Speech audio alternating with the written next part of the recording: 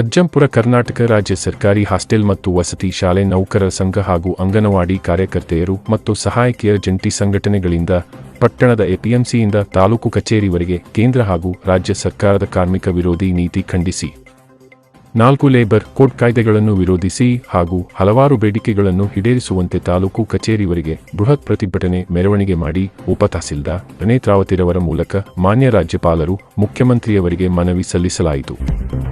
AITUC ರಾಜ್ಯ ಕಾರ್ಯದರ್ಶಿ ವಿಜಯಕುಮಾರಿ ಮಾತನಾಡಿ, ಅಂಗನವಾಡಿ ಕಾರ್ಯಕರ್ತೆಯರಿಗೆ ಸಮಯವಿಲ್ಲದಂತೆ ಕೆಲಸವಿದ್ದರೂ ಸಹ ಬೇಲ್ಬ ಕೆಲಸವನ್ನು ಹೆಚ್ಚುವರಿಯಾಗಿ ನಿರ್ವಹಿಸುತ್ತಿದ್ದು, ಅದರಿಂದ ಮುಕ್ತಿ ನೀಡುವುದು, ಗೌರವಧನದ ಬದಲು ಸರ್ಕಾರದಿಂದ ನೇರವಾಗಿ ವೇತನ ನೀಡುವುದು, ಮಹಿಳಾ ನೌಕರರ ಮೇಲಿನ ದೌರ್ಜನ್ಯ ತಡೆಗಟ್ಟುವುದು, ನಿವೃತ್ತಿ ಹೊಂದಿದ ಅಂಗನವಾಡಿ ಕಾರ್ಯಕರ್ತೆಯರು ಸಹಾಯಕಿಯರಿಗೆ ಸರ್ಕಾರ ಪರಿಹಾರ ನೀಡುವುದು ಇನ್ನಿತರ ವಿಚಾರಗಳ ಬಗ್ಗೆ ಮಾತನಾಡಿದರು.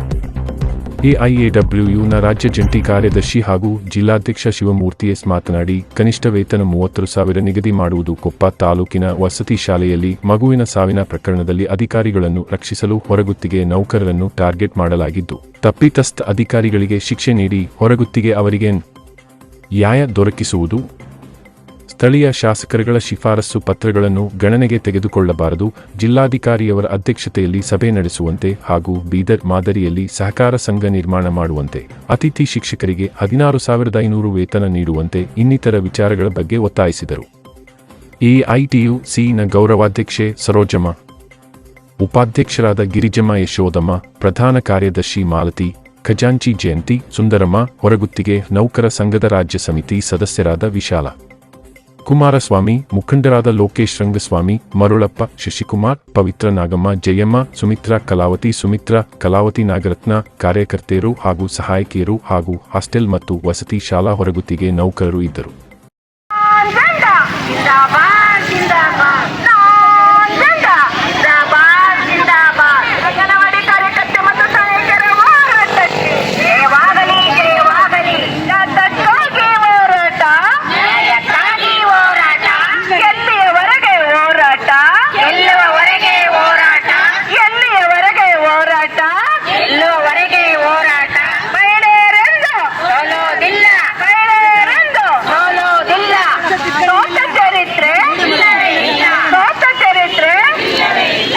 ನಮ್ಮ ಜಿಲ್ಲೆಯಲ್ಲಿ ಕೂಡ ಎಲ್ಲ ದುಡಿಯುವ ವರ್ಗದ ಪ್ಲಾಂಟೇಶನ್ ನೌಕರರು, ಅಂಗನವಾಡಿ, ಅಕ್ಷರ ದಾಸೋಹ, ಹೊರಗುತ್ತಿಗೆಯಲ್ಲಿ ಹಾಸ್ಟೆಲಲ್ಲಿ ಕೆಲಸ ಮಾಡ್ತಿರ್ತಕ್ಕಂಥ ನಮ್ಮ ಮಹಿಳೆ ಹೊರಗುತ್ತಿಗೆ ನೌಕರರು, ಹಾಗೆಯೇ ಇನ್ನೂ ಹಲವಾರು ಸಂಘಟನೆಗಳು ಸೇರಿ ಇವತ್ತಿನ ದಿವಸ ನಾವು ಮುಷ್ಕರಕ್ಕೆ ಕರೆಯನ್ನು ನೀಡಿದ್ದೇವೆ.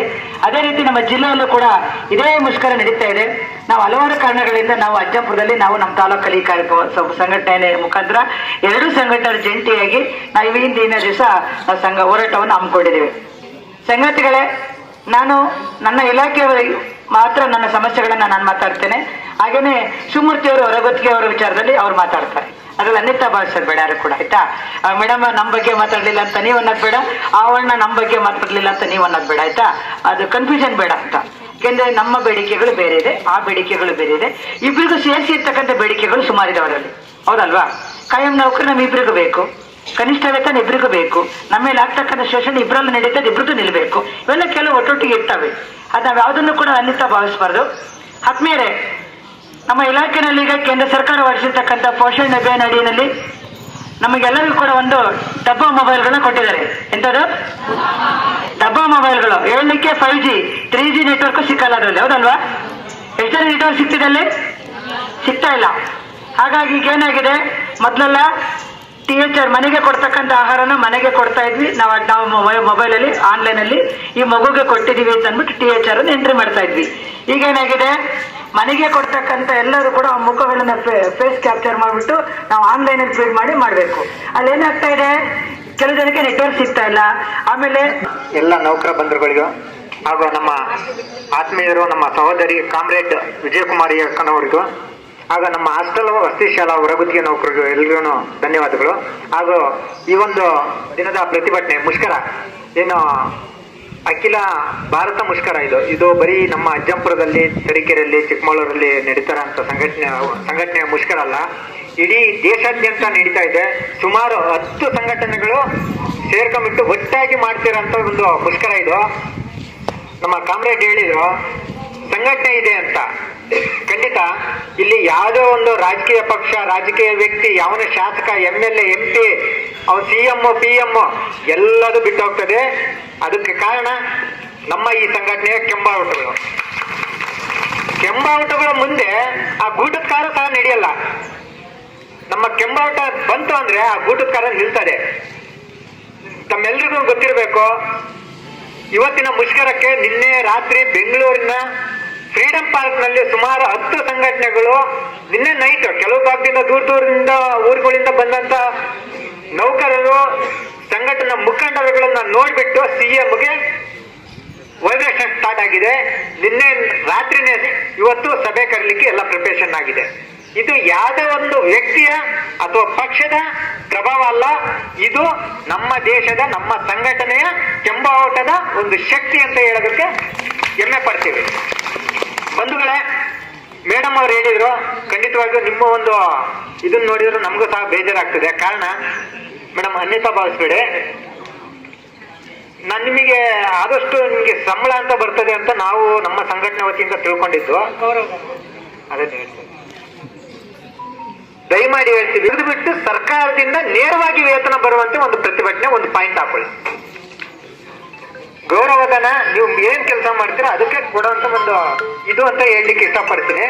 ಸರ್ಕಾರದಿಂದ, ಯಾಕೆಂದ್ರೆ ನೀವೆಲ್ಲ ಆಲ್ಮೋಸ್ಟ್ ಅಲ್ಲಿ DC ಅವರ ಅಂಡರ್ ಅಲ್ಲಿ ನೇಮಕಾತಿ ಆಗಿರ್ತೀರಿ. ಹಾಗಾಗಿಬಿಟ್ಟು ಗೌರವಧನ ಅಂದ್ರೆ ಅದಕ್ಕೆ ಅರ್ಥ ಇರಲ್ಲ. ಖಂಡಿತವಾಗಿ ಅದನ್ನ ಸರ್ಕಾರದಿಂದ ನೇರವಾಗಿ, ಇಲಾಖೆಯಿಂದ ನೇರವಾಗಿ ನಿಮಗೆ ವೇತನ ಬಂದಿದ್ದೆ ಅಂತ ಪಕ್ಷದಲ್ಲಿ ನಿಮ್ಮ ಒಂದು ದಾಖಲಾತಿಗಳು ಸರ್ಕಾರದ ಹಂತದಲ್ಲಿ ಇರ್ತದೆ. ಮೇಡಮ್ ಅವ್ರು ಹೇಳಿದ್ರು, ಗ್ರಾಜ್ಯುಟಿ ನಮ್ಗೆ ರಿಟೈರ್ಡ್ ಆದಾಗ ಇದಾಗ್ತದೆ. ನಮ್ಮ ಹೊರಗುತ್ತಿಗೆ ನೌಕರರಿಗೆ ನಿಮ್ಗಾದ್ರೂ ವಾರಕ್ಕೊಂದು ರಜೆ ಇರ್ತದೆ. ನಮ್ಮ ಹೊರಗುತ್ತಿಗೆ ನೌಕರರುಗಳಿಗೆ ಕಳೆದ 2 ವರ್ಷದ ಹಿಂದೆ ತಿಂಗಳಿಗೆ 1 ರಜೆ, ಅದನ್ನು ಕಾಡಿಬೇಡಿ, ಪ್ರಿನ್ಸಿಪಾಲ್ ವಾರ್ಡನ್ ಅವರು ಖಾಲಿ ಬೀಳ್ಬೇಕಾಗಿತ್ತು.